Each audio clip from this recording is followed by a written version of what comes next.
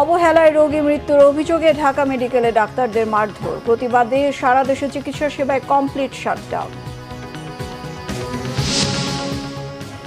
যত ষড়যন্ত্রই হোক গণতন্ত্র প্রতিষ্ঠার চ্যালেঞ্জে এগিয়ে যাবেই বিএনপি, বলেছেন মির্জা ফখরুল। দলের প্রতিষ্ঠা বার্ষিকীতে জিয়ার মাজারে শ্রদ্ধা। জাতিসংঘের নীতি অনুযায়ী পুলিশ সংস্কারে কমিশন হচ্ছে, আদালতে আসামি হেনস্থা কাম্য নয়, জানিয়েছেন উপদেষ্টা সৈয়দা রিজওয়ানা। দেখছিলেন ক্রাউন সিমেন্ট সংবাদ শিরোনাম, এবার বিস্তারিত।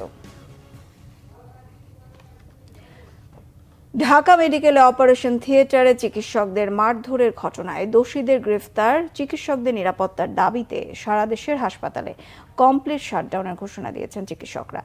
ঢাকা মেডিকেলে এক সভা শেষে চিকিৎসকরা কর্মসূচির ঘোষণা করেন। বন্ধ রয়েছে ঢাকা মেডিকেলের জরুরি বিভাগ সহ সব বিভাগের চিকিৎসা সেবা। জড়িতদের গ্রেফতারের দাবিতে 24 ঘন্টার আলটিমেটাম দিয়েছেন ডাক্তাররা। গতকাল বাংলাদেশ ইউনিভার্সিটি অব বিজনেস টেকনোলজির শিক্ষার্থী আহসানুল হক দীপ্ত মোটর সাইকেল দুর্ঘটনায় গুরুতর আহত হয়ে ঢাকা মেডিকেল কলেজ হাসপাতালে ভর্তি হয়। পরে সে মারা গেলে অবহেলার মৃত্যুর অভিযোগ এনে জরুরি বিভাগে ডাক্তারদের মারধর করা হয়। এই ঘটনার জেরে সকাল থেকে কর্মবিরতি শুরু করেছেন চিকিৎসকরা। বেলা 11টার পর প্রশাসনের সভাকক্ষে সার্বিক পরিস্থিতি নিয়ে চিকিৎসকদের সঙ্গে বৈঠকে বসেন ঢাকা মেডিকেলের পরিচালক ব্রিগেডিয়ার জেনারেল আসাদুজ্জামান। তিনি জানান, তদন্ত কমিটি গঠন করে সিসিটিভি ফুটেজ দেখে দায়ীদের বিরুদ্ধে ব্যবস্থা গ্রহণ করা হবে। পুরো পরিস্থিতি নিয়ে স্বাস্থ্য উপদেষ্টার সঙ্গে বৈঠক করার কথাও বলেন পরিচালক। তবে হাসপাতালে চিকিৎসা যাতে ব্যাহত না হয় সেদিকে চিকিৎসকদের নজর দিতেও অনুরোধ জানান তিনি।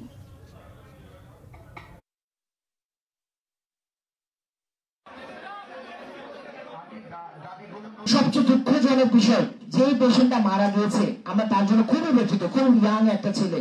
এই পেশেন্টটা প্রথমে কুর্মিটলা আগের দিন রাত্রে মানে 30 তারিখ রাত্রে কুর্মিটলায় গিয়েছিল, বাইক অ্যাক্সিডেন্ট হয়ে কুর্মিটলা গিয়েছিল। ওখান থেকে রেফার হয়ে ঢাকা মেডিকেল এসে আননোন হিসেবে, that means there was no attendant.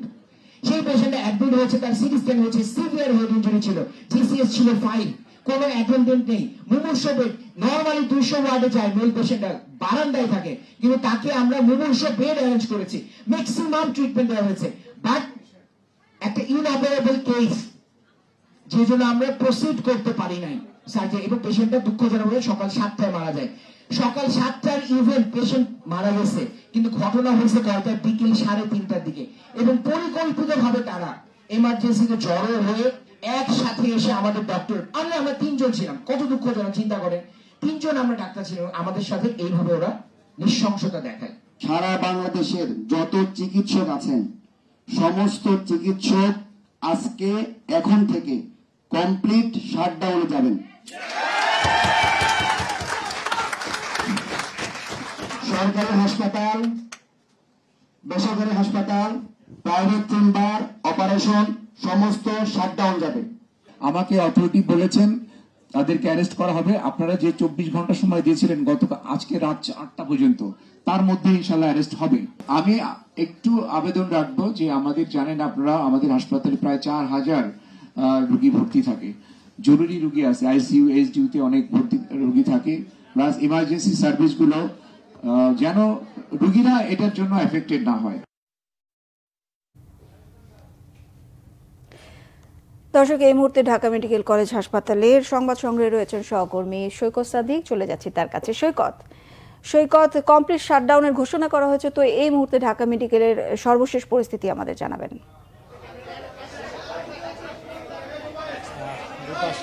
সকাল থেকেই ঢাকা মেডিকেলে গতকালকে যে 3-4টি ঘটনা ঘটেছে, চিকিৎসকের উপর হামলা সহ অন্যান্য যে ঘটনাগুলো দুর্বৃত্ততা হয়েছে, সেই প্রেক্ষিতে কিন্তু আজকে সকাল 8টা থেকেই আবার সকাল থেকে ঢাকা মেডিকেলের যে ইন্টার্ন চিকিৎসকরা তারা কর্মবিরতি শুরু করে এবং শেষ পর্যায়ে কিন্তু পুরো হাসপাতালের কিন্তু চিকিৎসা সেবা বন্ধ রয়েছে। এবং একটা সভা হয়েছে, গুরুত্বপূর্ণ সভা। সেই সভা শেষে ইন্টার্ন চিকিৎসকরা তারা কিন্তু বলেছে যে তারা ঢাকা মেডিকেল সহ সারা দেশের যে হাসপাতালগুলোতে কমপ্লিট শাটডাউন তারা ঘোষণা করেছেন, যেহেতু তাদের চিকিৎসকদের নিরাপত্তা নাই, তাদের উপরে হামলা হচ্ছে, রোগীদেরও নিরাপত্তা দরকার। এবং এই যে পরিস্থিতি ঢাকা মেডিকেল সহ অন্যান্য হাসপাতালগুলো হচ্ছে সেটা দূর করার জন্য কিন্তু তারা এবং এই শাটডাউন ঘোষণা করেছে। এবং এই মুহূর্তেও ইন্টার্ন যার চিকিৎসক তারা কিছুক্ষণ আগে তারা কিন্তু স্লোগান মিছিল দিয়ে কিন্তু পুরো ঢাকা মেডিকেল চত্বর তারা ঘুরে এসেছেন ইন্টার্ন চিকিৎসক তারা কিন্তু এখন আবার সংবাদ সম্মেলনে নিয়ে এসেছেন এবং তারা কিন্তু ডক্টর আহাদ উনি কিন্তু এখন গণমাধ্যমের সাথে কিন্তু উনি এখন কথা বলছেন এবং তিনি কিন্তু জানাবেন যে সব মিলিয়ে তাদের ঘোষণাটা কি। আমি একটু এই মুহূর্তে কিন্তু আমি একটু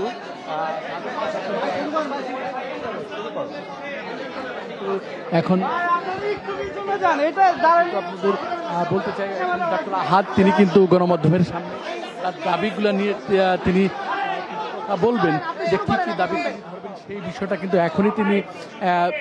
এখনই তুলে ধরবেন এবং সেটা এখন আপনাকে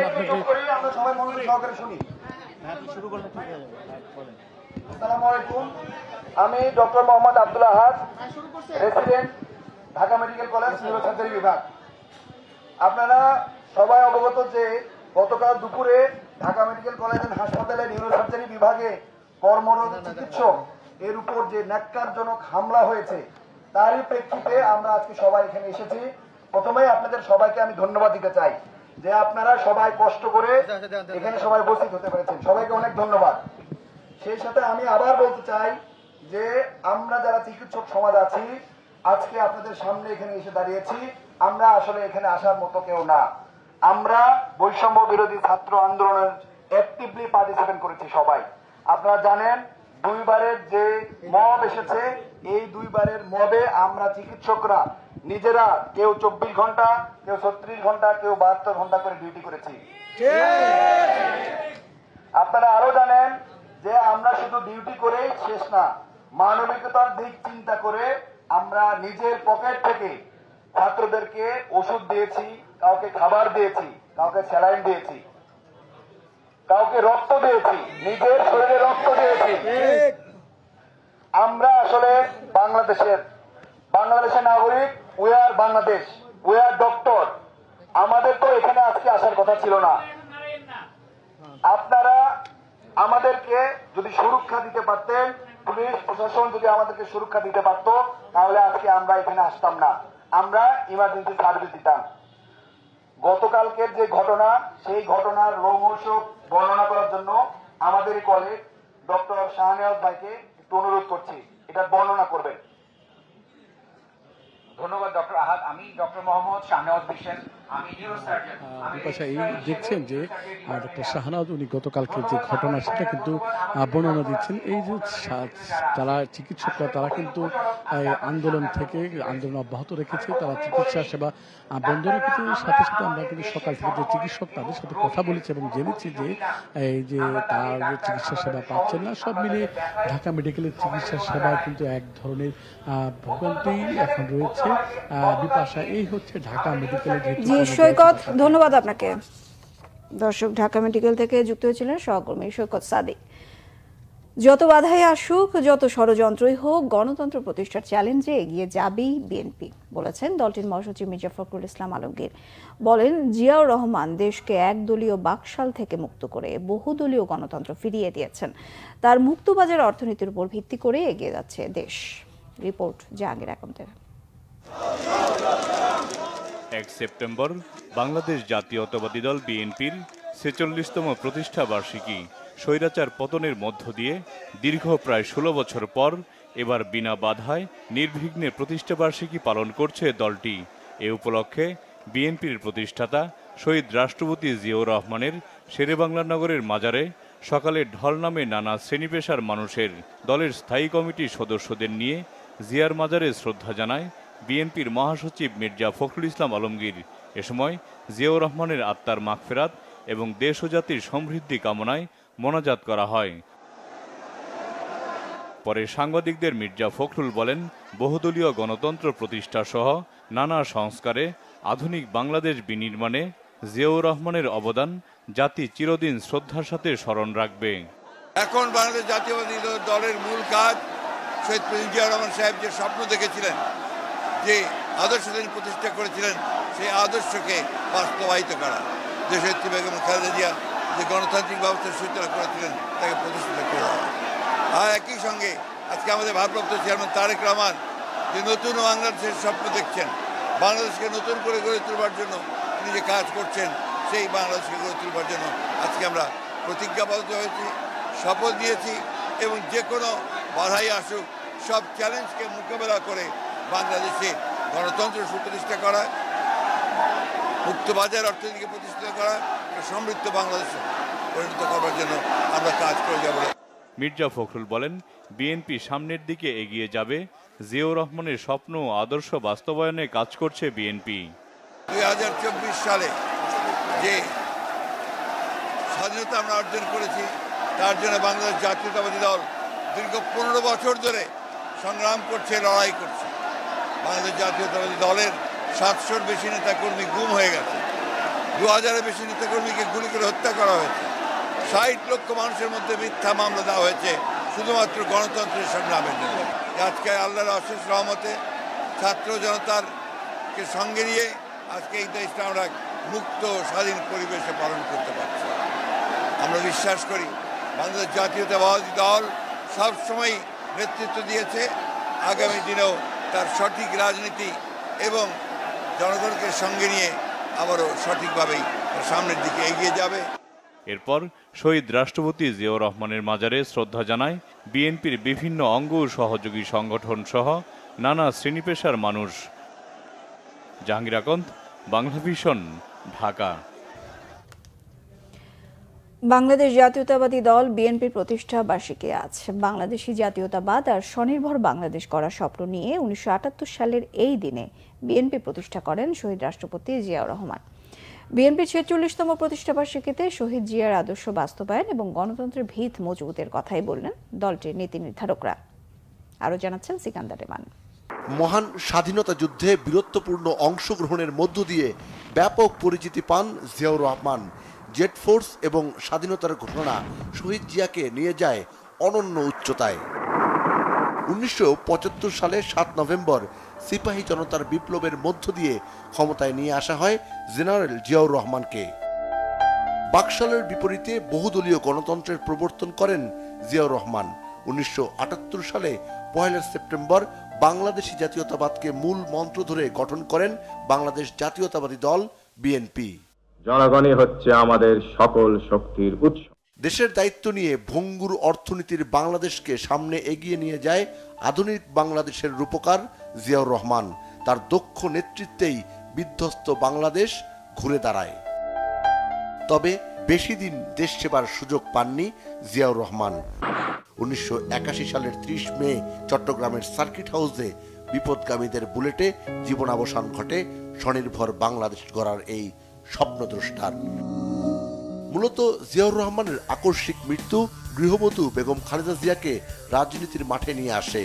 90-এর স্বৈরাচার বিরোধী আন্দোলন সহ প্রতিটি গণতান্ত্রিক আন্দোলন তার নেতৃত্বে সামনে থেকে ভূমিকা রেখেছে বিএনপি। স্বৈরাচার এরশাদ বিরোধী আন্দোলনে বিজয়ী হয়ে দেশ সেবার দায়িত্ব নেয় বিএনপি, নেতৃত্বে বেগম খালেদা জিয়া। এরপর 2001 সালেও বিএনপির নেতৃত্বাধীন 4 দলীয় জোট দেশের দায়িত্ব নেয়। 2008 সালের 29 ডিসেম্বর নির্বাচনে হেরে যায় বিএনপি।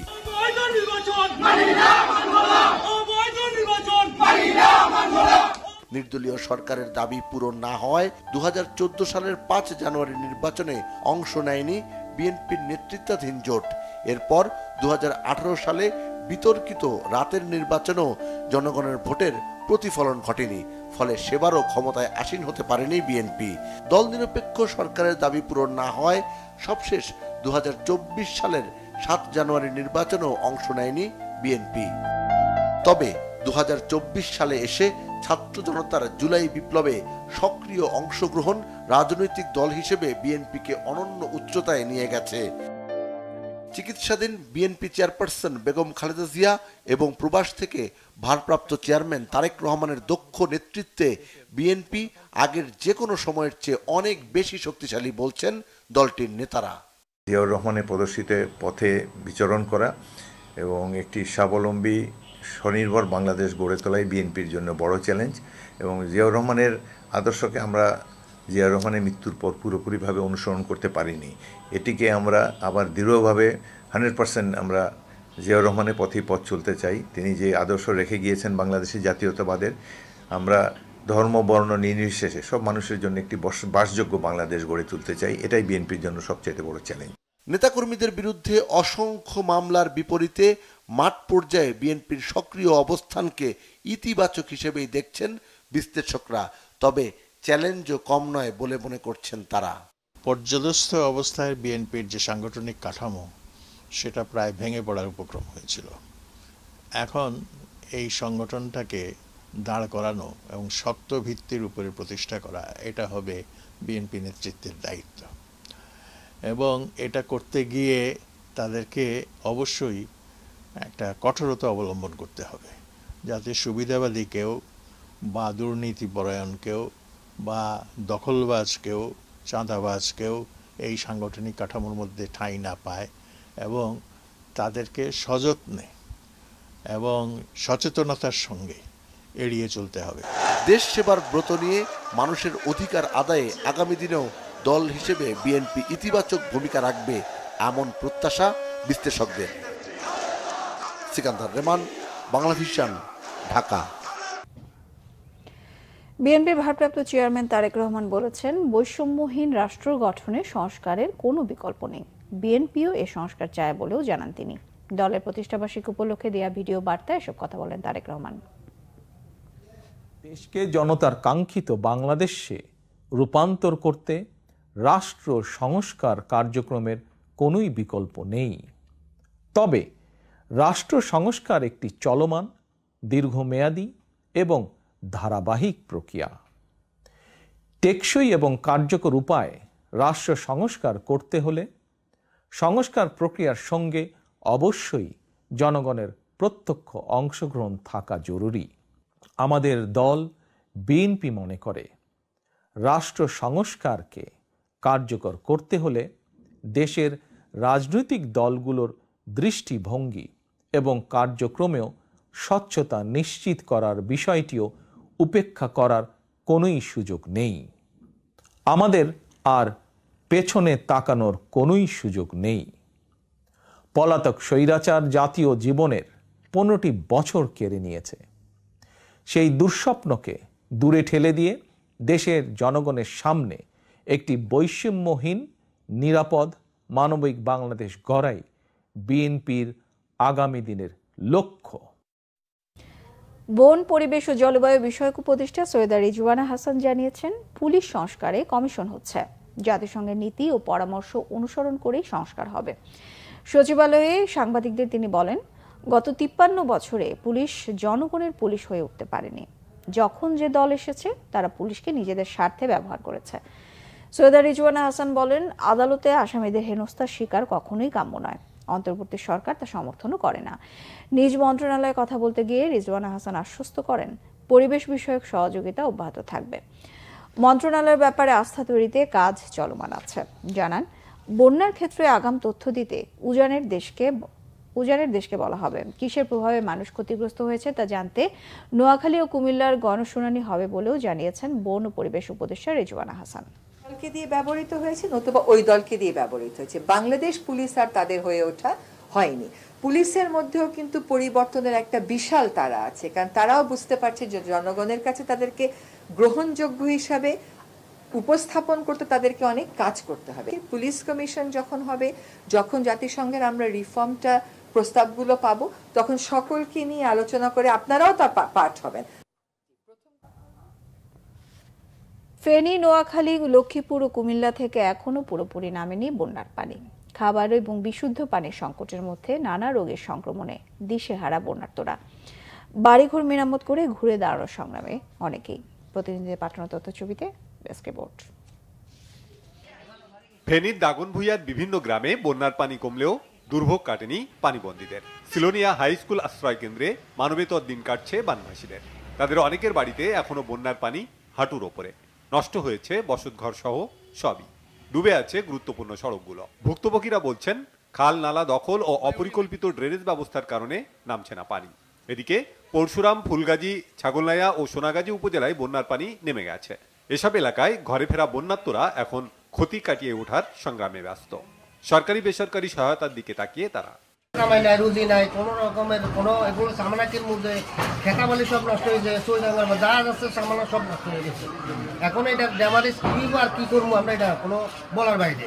প্রত্যেকটা উপজেলায় যে পয়েন্টগুলো আসছে, যে অবজারভেশন যেগুলো আসছে সেই অনুযায়ী যাতে স্বাস্থ্য ক্যাম্প বা মোবাইল মেডিকেল টিম যেন বাড়ানো যায়, একই সাথে আমাদের ওষুধ সরবরাহ বাড়ানো যায়, সেটার জন্য আমরা আজকে এটা মানে কার্যকরী পদক্ষেপ নিতে বলবো আমরা উপজেলা ভিত্তিক। 4 দিন ধরে বৃষ্টি নেই নোয়াখালীতে, তারপরও অনেক এলাকায় বাড়িঘরে এখনো পানি। যেসব এলাকায় পানি নেমেছে সেখানে জেগে উঠছে বন্যার ক্ষত। মাইজদি সহ সদর উপজেলায় বন্যা পরিস্থিতির উন্নতি হয়েছে, তবে জেলার এখনো লাখ লাখ মানুষ পানিবন্দী। বন্যার পানি নামার সাথে সাথে শুরু হয়েছে ডায়রিয়া সহ পানিবাহিত নানা রোগ। দুর্গত এলাকায় খাদ্য, বিশুদ্ধ পানি ও ওষুধের চরম সংকট চলছে। দুর্গম অনেক এলাকায় ঠিকমতো ত্রাণ পৌঁছাচ্ছে না বলে অভিযোগ বানভাসীদের। লক্ষ্মীপুরে খাল ভরাট হয়ে যাওয়ায় পানি নামছে খুব ধীরে, দুর্ভোগ কমছে না পানিবন্দীদের। রহমতখালী খাল দখল করে বিভিন্ন জায়গায় ভবন তৈরি করেছেন প্রভাবশালীরা। কমলনগর থেকে রামগতি পর্যন্ত ভুলুয়া নদী ভরাট করে তৈরি হয়েছে বাড়িঘর ও মার্কেট। এতে বন্যা পরিস্থিতি ভয়াবহ রূপ নিয়েছে। জেলার প্রায় 8 লাখ মানুষ এখনো পানিবন্দী। ত্রাণের জন্য হাহাকার চলছে অনেক এলাকায়। দেখা দিয়েছে পানিবাহিত রোগের সংক্রমণ। গ্রামাঞ্চলের রাস্তাঘাট এখনো কয়েক ফুট পানির নিচে। এই জায়গাতে এখনো পানি কমতেছে না, কারণ নিচে অনেক ময়লা আবর্জনা জমা হয়ে গেছে, উপরে এমনকি ময়লা আবর্জনা আছে। ঘর দুয়ার হানি, বাড়িতে মারি না, চলতে মারি না, খাওয়াইতে মারি না, খাইতে মারি না। কুমিল্লায় বন্যা পরিস্থিতি বেশ উন্নতি হয়েছে। বাড়িঘরে ফিরছে মানুষ। বন্যায় ধ্বংসস্তূপে পরিণত হয়েছে হাজার হাজার বাড়িঘর। সেগুলো মেরামতের চেষ্টায় হতভাগ্যরা। গোমতী নদীর বুড়বুড়িয়ায় বাঁধের ভাঙা অংশ দিয়ে এখনো পানি ঢুকছে লোকালয়ে। পানিবন্দী লাখ লাখ মানুষ। Bangla vision news desk. Quota বিরোধী আন্দোলনে নিহত শহীদ শায়েক হাবুল ইয়ামিনের নামে একটি অডিটোরিয়ামের নামকরণ করেছে military institute of science and technology MIST। এছাড়া আন্দোলনের সময় নিহত প্রাক্তন ছাত্র শহীদ রাকিবুল হাসানের নামে মুক্তমঞ্চের নামকরণ করেছে প্রতিষ্ঠানটি। এই উপলক্ষে MIST-তে আয়োজিত অনুষ্ঠানে শহীদ ইয়ামিন অডিটোরিয়াম ও শহীদ রাকিবুল মুক্তমঞ্চের উদ্বোধন করেন তাদের পিতামাতারা। MIST-র কেন্দ্রীয় পাঠাগারে শহীদ ইয়ামিন, শহীদ রাকিবুল কর্নার স্থাপন করা হয়। শহীদ ইয়ামিন MIST-র কম্পিউটার সায়েন্স অ্যান্ড ইঞ্জিনিয়ারিং বিভাগের এবং শহীদ রাকিবুল মেকানিক্যাল বিভাগের ছাত্র ছিলেন। অনুষ্ঠানে শহীদ ইয়ামিনের বাবা মোহাম্মদ মহিউদ্দিন এবং শহীদ রাকিবুলের বাবা আবু বকর সিদ্দিক স্মৃতিচারণ করতে গিয়ে আবেগাপ্লুত হয়ে পড়েন। MIST-র commandant major general Mohammad Nasim Parvez এ সময় বক্তব্য রাখেন। এই ছিল এখনকার মতো। পরের সংবাদ বিকেল 4টায় 3টায় রয়েছে নিউজ টপ 10 দেখার আমন্ত্রণ রইল। এছাড়া বাংলা ভিশন সংবাদের সংবাদ সংশ্লিষ্ট অনুষ্ঠান দেখতে ভিজিট করুন www.bbnews24.com ও facebook.com/banglavisionnews। সাবস্ক্রাইব করুন youtube.com/banglavisionnews। সঙ্গে থাকায় ধন্যবাদ সবাইকে।